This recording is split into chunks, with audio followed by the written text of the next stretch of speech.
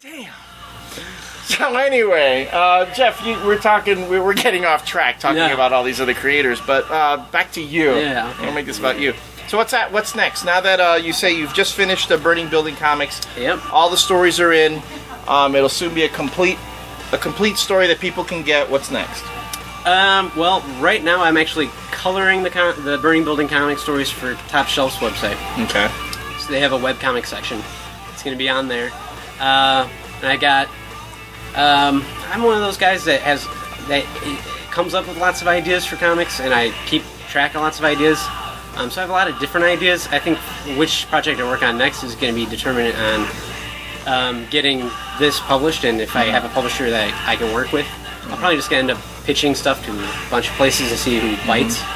But I got a bunch of different stories that are in the same vein as Burning Building, that's pantomime and that same kind of character design. But then I got some other ideas.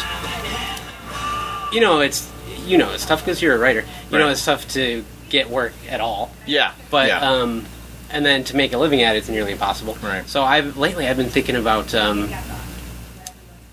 hitting up some of my artist friends and giving them actually stories, because I'm a writer as well, and I know I have certain stories as a writer that wouldn't really play to my strengths as an artist. Right. So I'm thinking of hitting up some of my friends and asking them to collaborate with me on certain stories that are maybe a little more fantasy or a little more superhero-ish. So we'll see how that pans out.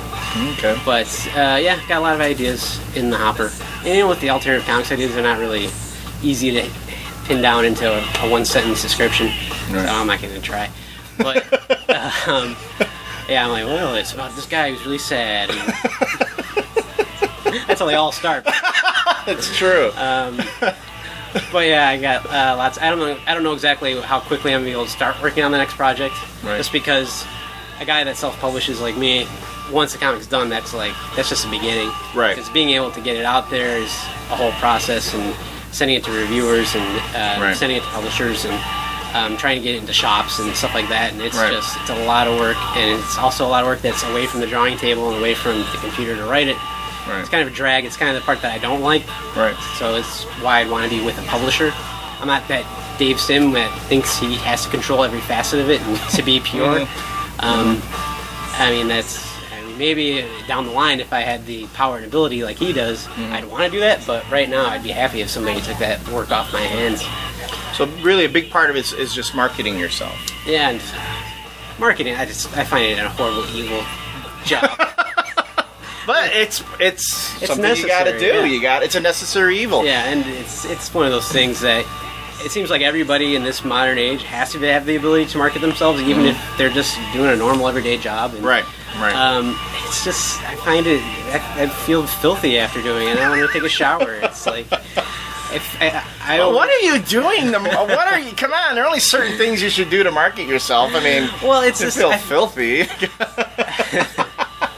Well, I don't want to get into that, but it goes back to the witness protection thing. Witness protection, okay. Right. But I always feel like. Oh wait, do you need me to pixelate your face out of this thing? That would be awesome. And digitize the voice. Digitize the voice. Yeah. Oh, okay. Make me sound like Mike Allery. But hopefully,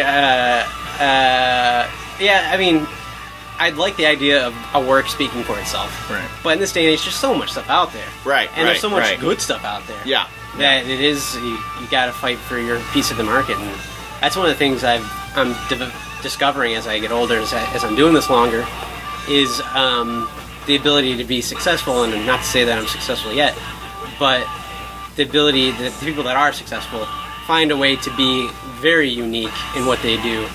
And they look visually unique, and then they have a distinct voice. Right. And they're not just aping somebody else's style. Right. And it's really being the best that they can be.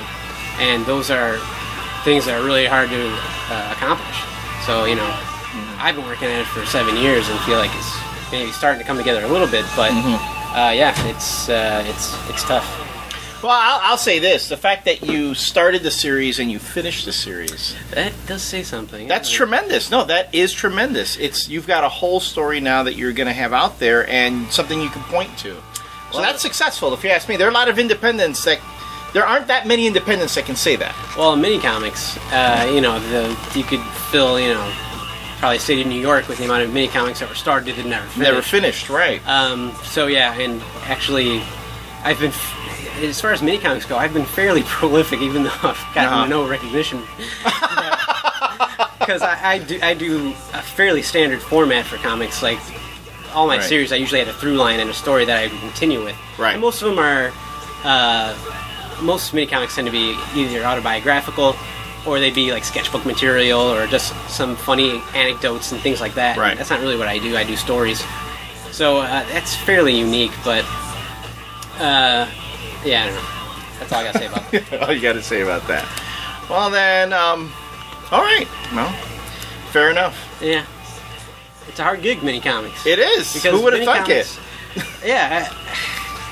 I'm gonna say right now, mini comics are dead. Don't do mini comics. You just crushed some kids' dreams out there. Good. Seriously, to me, mini comics what they're good for. It's a portfolio. It's a way okay. No, don't. You disagree? No. Yeah, I disagree. Okay, well, I disagree. Let me say what I want to say first. You disagree. All right. I think it's a portfolio. It's a way to get your chops down.